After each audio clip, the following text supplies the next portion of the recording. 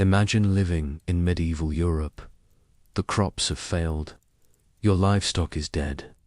Your children cry from hunger, but there's nothing left to give them. The rain hasn't stopped in months. Grain is gone. Bread has vanished.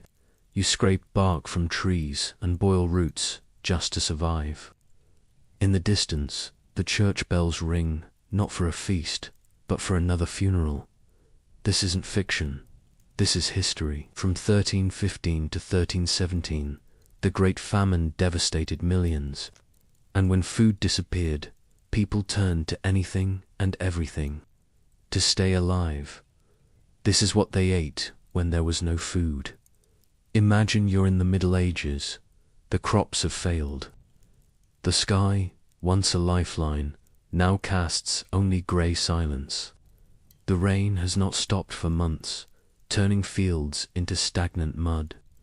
Your grain stores are empty, the livestock have succumbed to disease, and the bread, once the heart of every meal, is gone. Your children cry through the night, their stomachs swollen not with food, but with hunger. You walk the village, hoping for scraps, but find only hollow faces. The church bells still ring, but no longer for feasts, only for funerals. This is not a scene from fiction. It is a page from history, from 1315 to 1317. Across much of northern Europe, the Great Famine struck with merciless force, unrelenting. Rains destroyed crops year after year, and with them, the fragile food system of medieval society. Entire regions starved. Parents buried their children. Entire villages were abandoned. The price of grain skyrocketed, where there was any to be found at all. But this wasn't an isolated catastrophe. Medieval Europe, from the 9th to the 15th century, saw repeated food crises, some triggered by weather, others by war, mismanagement, or plague. Famine wasn't a rare disaster, it was a recurring chapter in life. And when there was nothing left, no barley, no rye, no oats, no salt pork or cheese, people turned to whatever they could find: bark ground into powder, grass boiled into soup, leather scraped from shoes. Some accounts even speak of cannibalism, horrifying, but recorded. This is the world that countless men, women, and children endured. Not in one village, not in one year, but again and again, across centuries. What did they eat when there was nothing? How did they survive the unthinkable? And what does their struggle tell us about our past, and perhaps our future? This is the true story of famine in the Middle Ages. In a typical medieval village, bread was more than food. It was life itself. Made from rye, barley, or wheat, it formed the foundation of nearly every meal. Peasants, who made up over 90% of Europe's population, consumed bread daily alongside pottage, a thick vegetable stew, and, when possible, small amounts of cheese, ale, or salted meat. For the poor, meat was rare. Fruits and vegetables were seasonal. But bread, stored and baked from local grain, was the staple that sustained entire communities.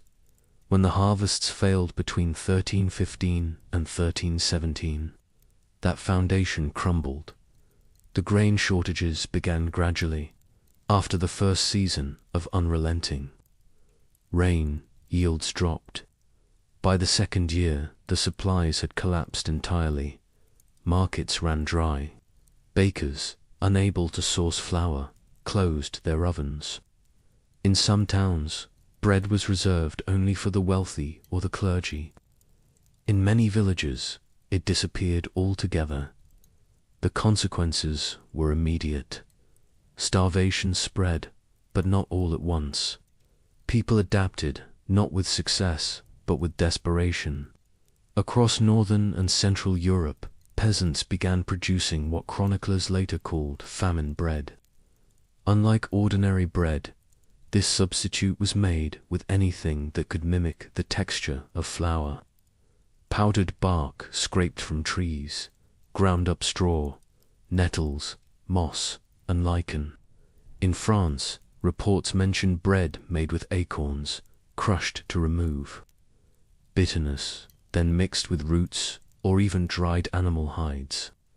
In Denmark and parts of the Holy Roman Empire, famine bread included clay and sawdust. These loaves were baked, not for nourishment, but to fill the stomach and quiet hunger.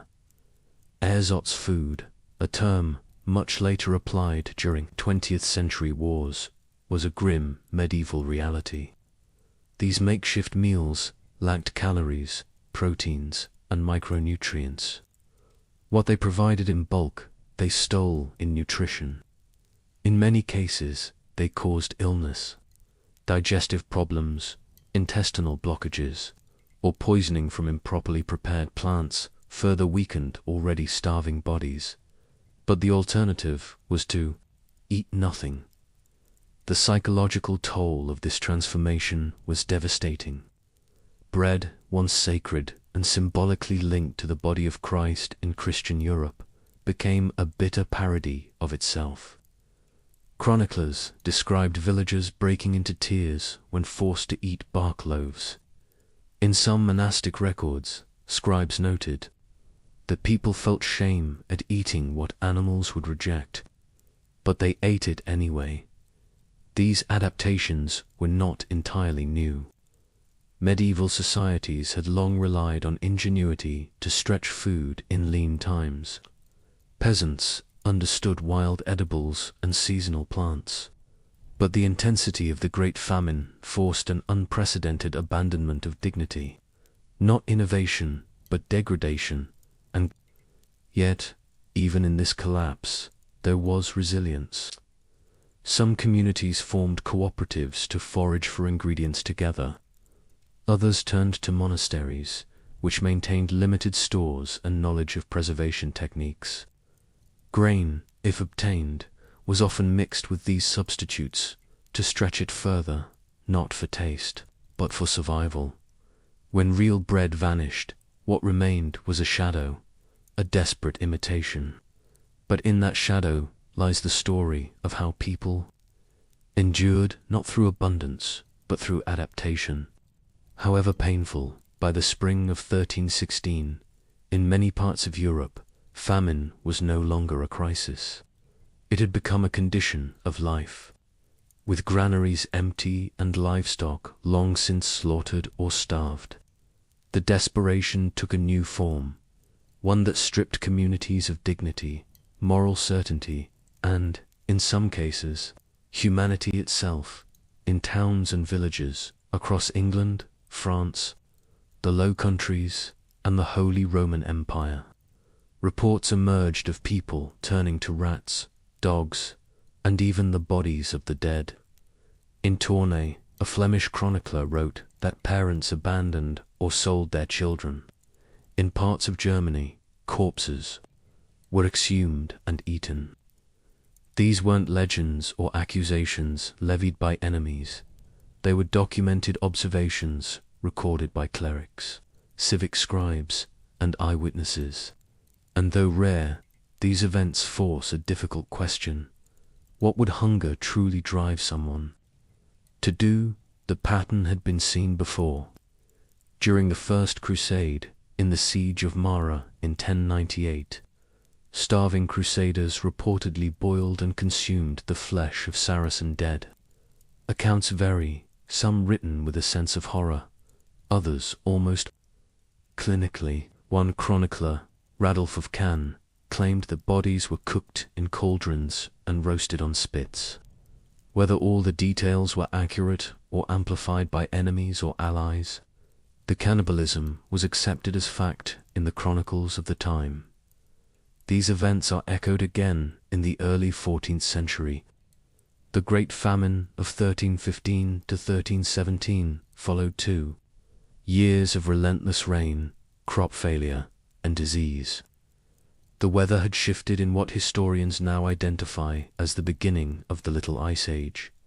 Fields flooded, grain rotted, Cattle and sheep were decimated by murrain and rinderpest. As food supplies collapsed, even noble families were reduced to eating seed grain, a last resort that ensured the next year's hunger. In chronicled accounts, people scraped bark from trees, chewed on straw and weeds, or boiled leather shoes and belts. In parts of modern-day Poland and eastern France, peasants made cakes from clay mixed with wild grass, a practice that filled the stomach but slowly destroyed the digestive system. Physicians of the time described bloated bellies, wasted limbs, and bodies collapsing from what they called hunger sickness. The taboos fell gradually. First went the rodents and carrion. Then, in the absence of options, some turned toward corpses. The English monk Thomas Walsingham, writing in the 14th century, recalled cases of people snatching from the gallows the hanging corpses of thieves to feed upon. In Ireland, the annals of Connaught tell of entire families being found dead, with grass still in their mouths.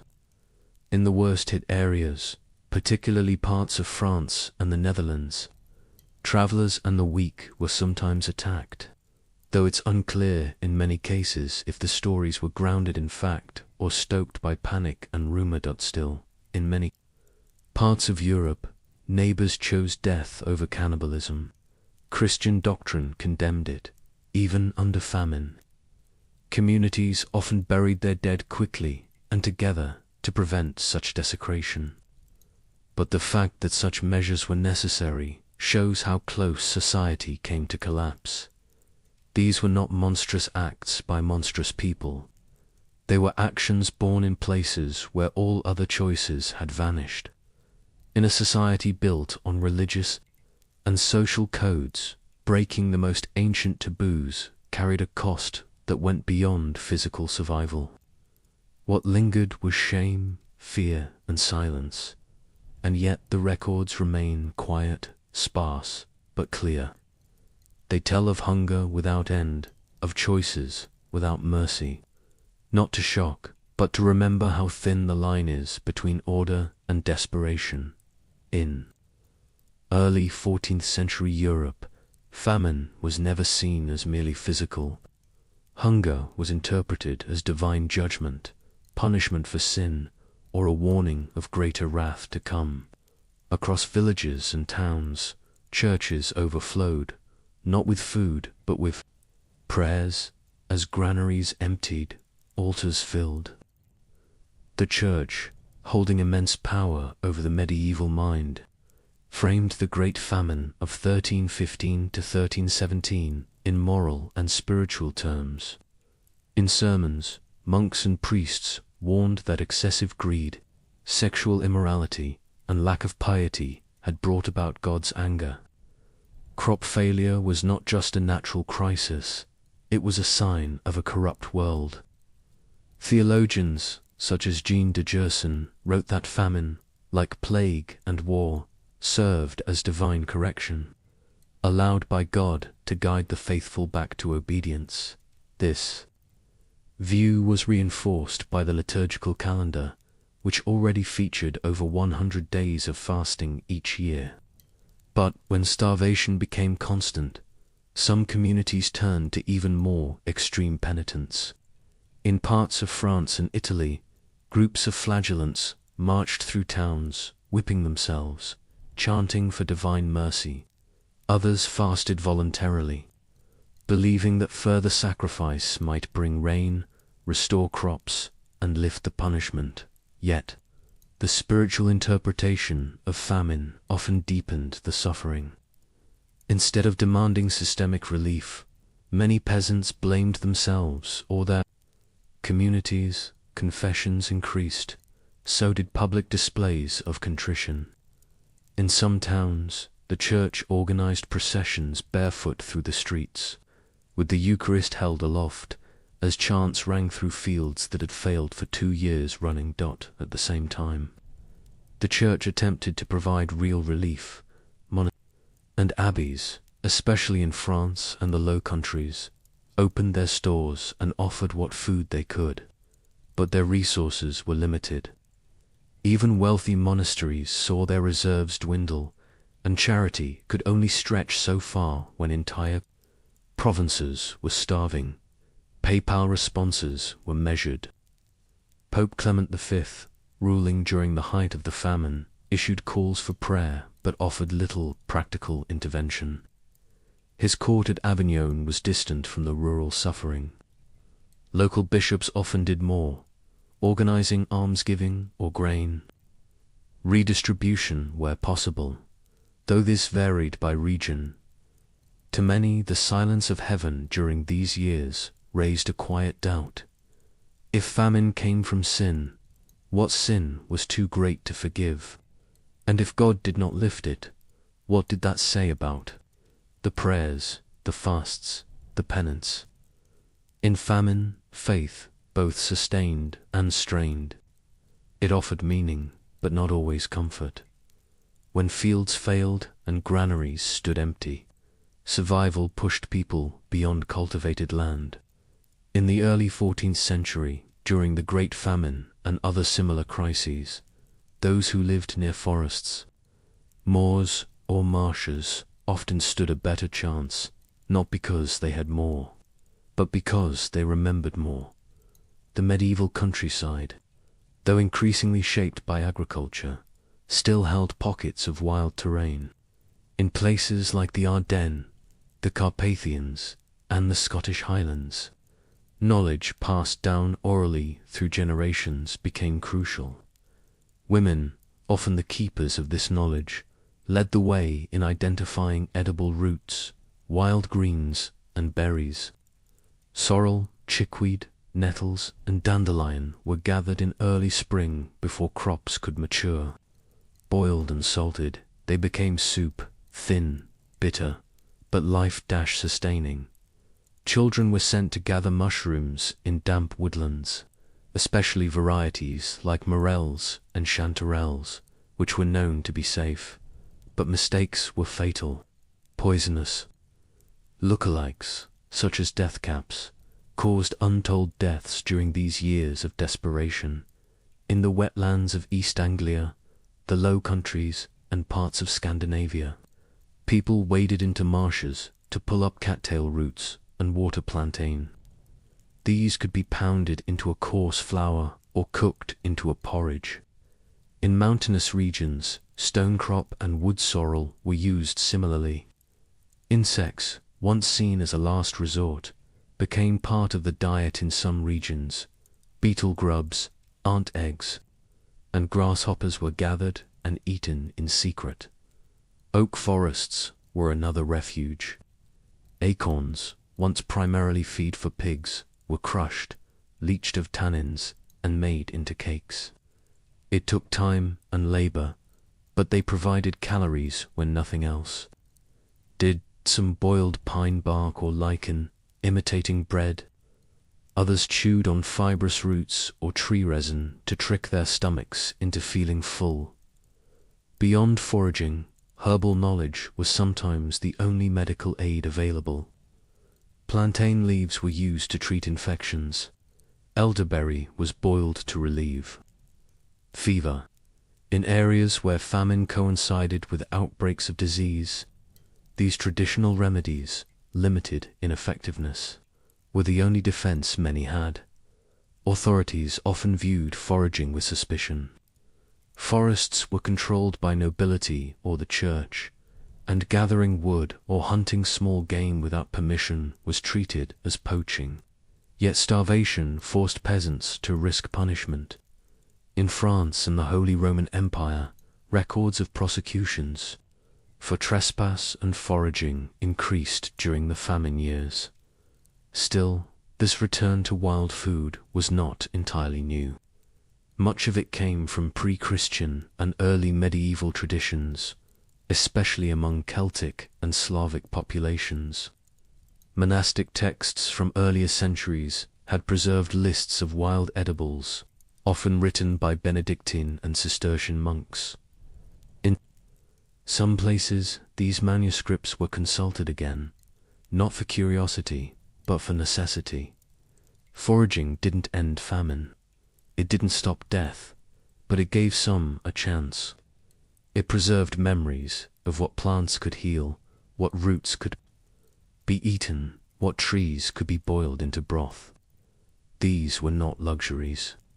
They were survival tactics drawn from a time before markets and mills. What had once been dismissed as peasant superstition became, once again, knowledge worth dying for or living by. During the Great Famine of 1315 to 1317, as Northern Europe starved, the divide between rich and poor widened into something more than economic. It became existential. In the countryside, peasants ate roots and boiled weeds. In cities, children collapsed in alleys. But inside stone halls and manors, silver platters still carried roasted meats and sweetened wines. The hunger was not shared equally. Noble estates, backed by stores of grain and livestock, maintained their supply through purchase and protection. When the rains ruined harvests and roads turned to mud, the wealthy used their influence to secure shipments. Monasteries with connections to multiple regions redirected grain to their larders. Royal courts continued hosting banquets, even as the surrounding populations dwindled. In 1316, while entire villages in Flanders faced starvation, the court of Philip V of France hosted multi-course feasts at Reims and Paris. Grain speculation emerged as a new form of profit. Merchants, aware of the scarcity, hoarded stockpiles and waited for prices to climb. Some doubled or tripled the cost of rye and wheat within weeks. In England, a quarter of wheat that once cost 5 shillings rose to 20. Poor labourers already, weakened from lack of food, sold tools, clothing, or land just to buy a measure of grain. Many failed. In some towns, bread riots broke out. In others, silence reigned as the starving simply stopped protesting. Corruption flourished. Local officials charged with distributing grain or managing emergency reserves were often bribed. Records from Bruges and Ghent in 1316 describe cases where city magistrates diverted shipments meant for the poor. Instead of public distribution, grain was sold privately to the highest bidders, orphan nobles, or urban elites. In England, manor stewards tightened control over surplus stock, redirecting food to distant landowners rather than nearby tenants. The famine also gave rise to early black markets. Hidden stalls appeared at the edges of towns or near ports, where merchants sold mouldy bread or spoiled meat at outrageous prices. In London, records mention arrests of bakers for selling adulterated loaves filled with sawdust or ground bark. But the punishment was often like many city leaders were involved themselves or chose not to interfere in some areas. Rural lords enforced bans on foraging or hunting to preserve their own supplies. Peasants caught gathering nuts or trapping. Rabbits on noble land faced fines or worse. This pushed many to desperation. By the winter of 1317, crime surged across parts of Normandy and Yorkshire. Theft of food became common, and some chroniclers accused starving peasants of breaking into churches and monasteries in search of stored grain. The famine exposed more than vulnerability to whether it exposed a society where survival could depend not on effort, but on birth and connections. The social fabric frayed under pressure, and though the rains eventually stopped, the bitterness endured. It would be remembered not only as a time of hunger, but as a betrayal by those who could have helped and chose not to. Between 1315 and 1317, famine swept across much of Europe, but hunger was only the beginning. As bodies weakened, immune systems collapsed. Starvation opened the door to diseases that would finish what the failing harvests had started.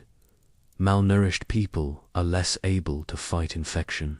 In overcrowded towns, already straining under poor sanitation, disease followed. Famine almost immediately. Dysentery spread quickly through shared wells and stagnant water. Its symptoms, severe diarrhea, dehydration, and internal bleeding, were fatal for the already starved. Entire households perished within days. Typhoid fever followed, caused by contaminated food and water. It ravaged communities with prolonged fevers, vomiting, and intestinal hemorrhaging. Physicians of the time, limited by Galenic theory and lacking modern understanding of germs, blamed corrupted air and imbalances of the four humours. But their treatments, bloodletting, purging, or herbal poultices, offered little relief.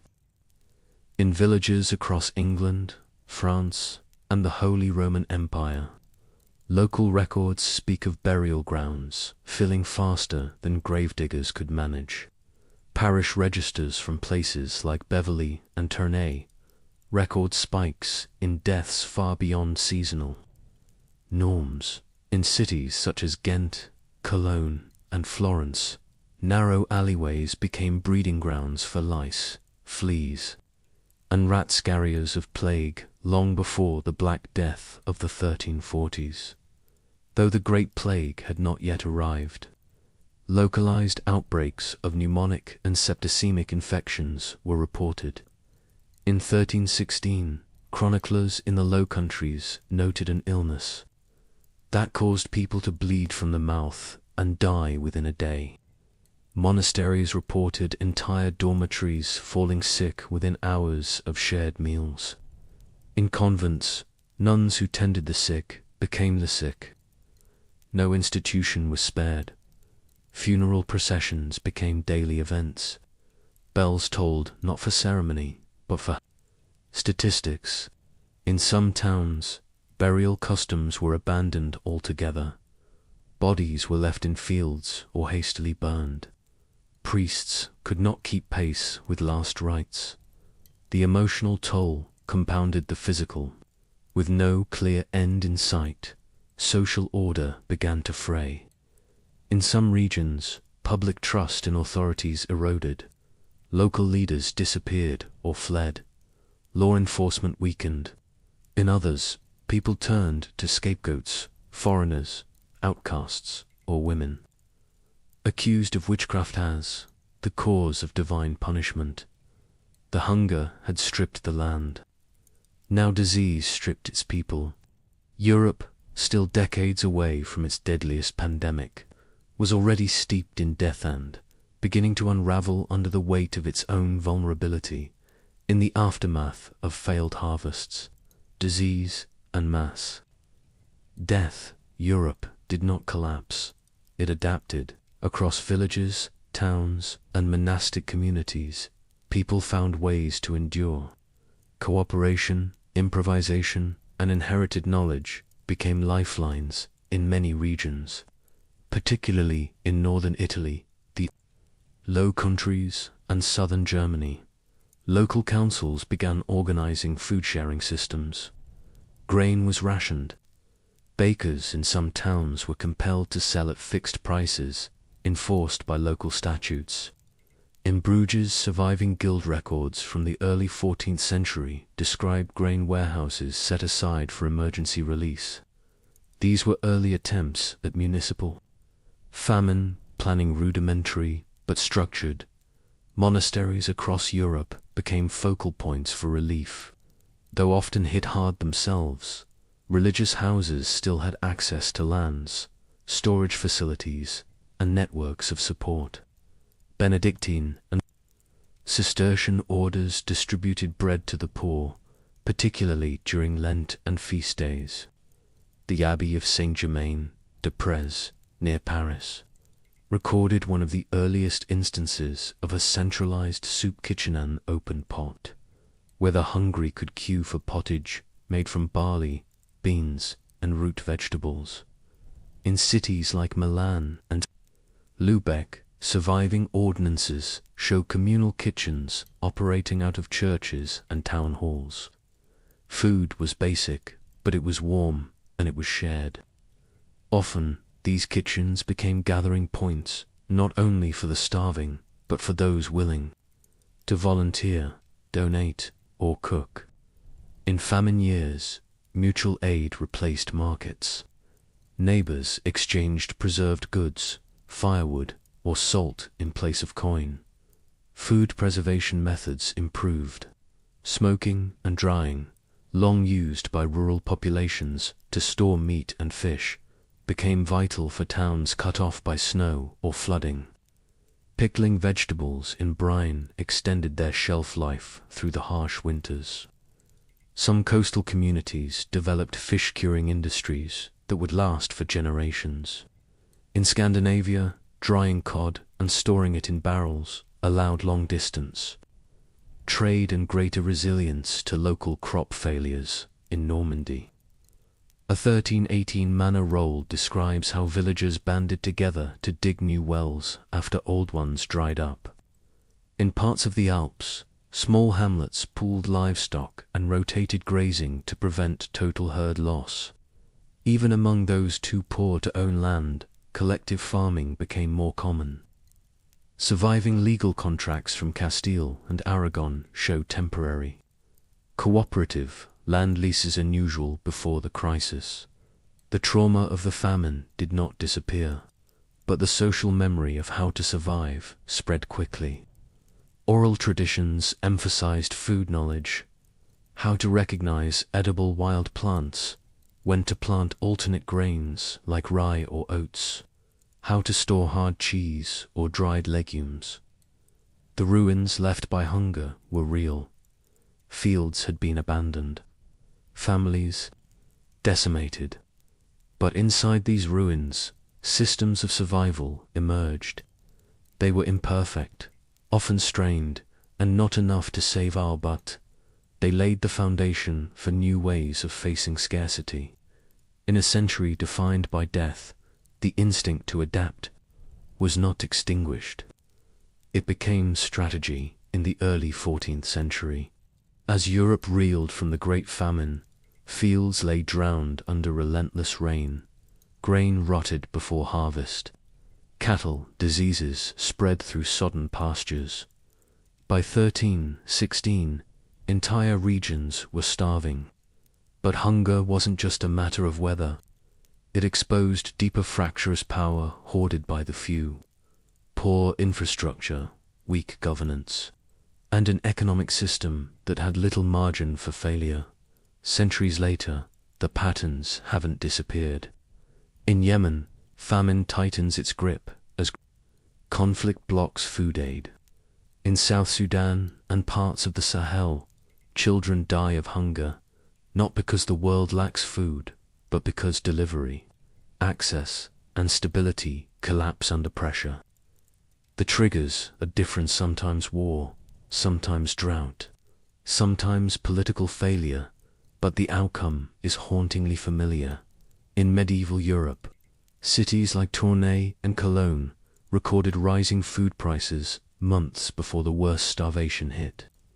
The wealthy bought in bulk, storing what they could.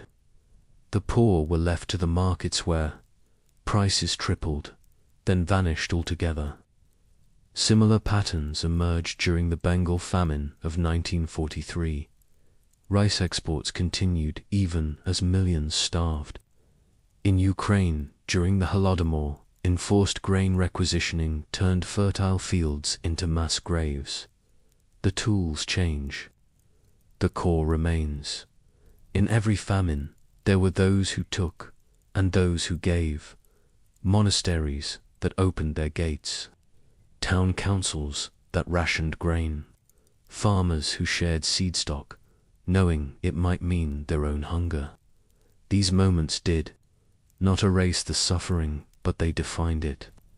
In historical records, acts of cruelty and compassion are documented side by side. Today's food systems span continents, but they are just as vulnerable to shock. Climate disasters destroy harvests. in one region and ripple across the globe. A war in one country sends prices soaring in others. As in the past, the consequences are uneven. Those with the least suffer the most, and still people adapt. Just as villagers once turned to foraging, fermentation, and preservation, communities today develop rooftop farms, seed banks, and food cooperatives. The ingenuity seen in medieval smokehouses or communal bread ovens echoes in solar dehydration projects and mobile grain mills in modern crisis zones.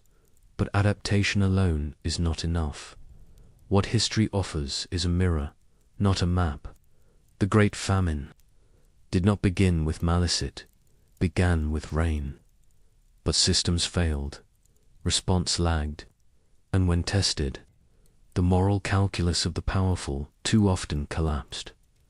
What we do when hunger rises again will not be dictated by nature alone.